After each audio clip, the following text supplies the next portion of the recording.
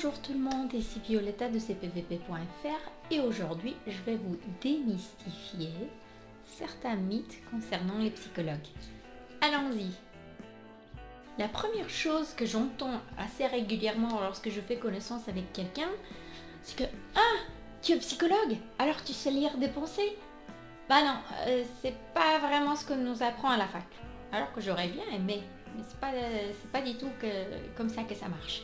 Alors en fait, nous on est les professionnels de la théorie, vous êtes le professionnel de vous-même, vous connaissez plus que moi je vous connais, et ensemble, en collaborant, on va pouvoir trouver quels sont les mécanismes qui sont en jeu dans notre problématique. Mais c'est pas juste en vous regardant sans que vous me dites quoi que ce soit que je vais pouvoir deviner c'est quoi votre problème.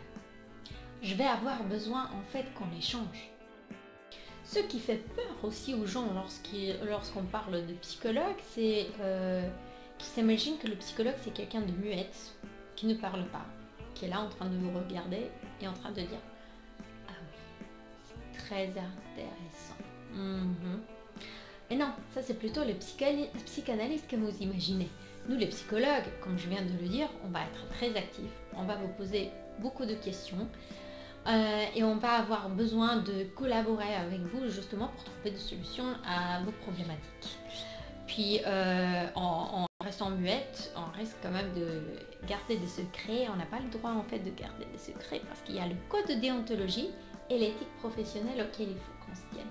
Donc je vous rassure tout de suite, on va être assez ouvert, on va discuter et on va avoir besoin aussi d'échanges avec vous.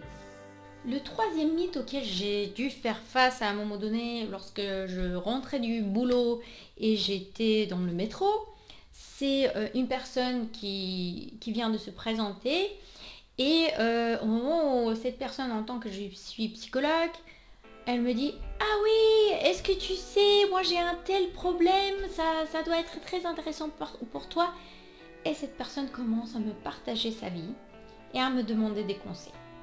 Alors, ça c'est très bien et j'ai rien contre, mais moi aussi des fois je suis fatiguée et nous les psychologues on n'a pas envie tout le temps, 7 jours sur 7, 24 heures sur 24 d'analyser les gens.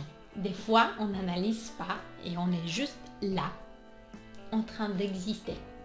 C'est un peu comme si vous imaginez un médecin dans le métro, vous entendez qu'il est médecin et que vous commencez à lui demander « Ah mais vous savez, j'ai un tel problème, est-ce que vous pouvez me prescrire un médicament ?» Ah non, même le médecin, il a besoin de se reposer. C'est pareil pour nous. On s'imagine aussi que les psychologues sont des personnes qui sont extraverties et qui adorent être tout le temps en contact avec d'autres personnes.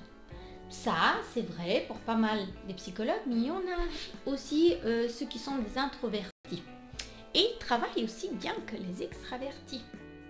Au moment où je commençais à faire mes études en psychologie, à un moment donné, il y a mon père qui vient et qui me dit « Mais tu sais, moi j'ai pas besoin de faire des études de psychologie parce que le psyché humain, je m'y connais. » Ça, c'est vrai.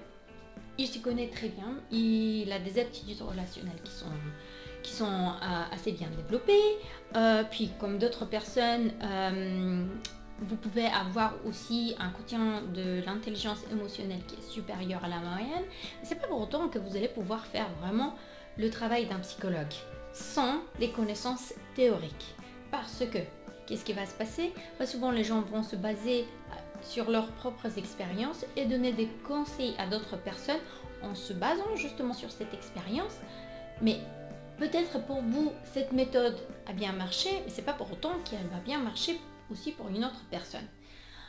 Les études sont nécessaires parce que ces études vont nous permettre justement d'avoir une palette de méthodes et d'outils différents que nous, on va pouvoir adapter à chacun de nos clients. Et en parlant des conseils, nous les psychologues, on n'a pas vraiment tendance à donner des conseils. Pourquoi?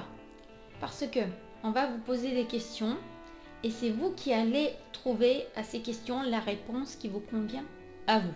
Certes, on peut vous donner des conseils sur les méthodes et les outils que vous pouvez utiliser pour arriver à cette réponse.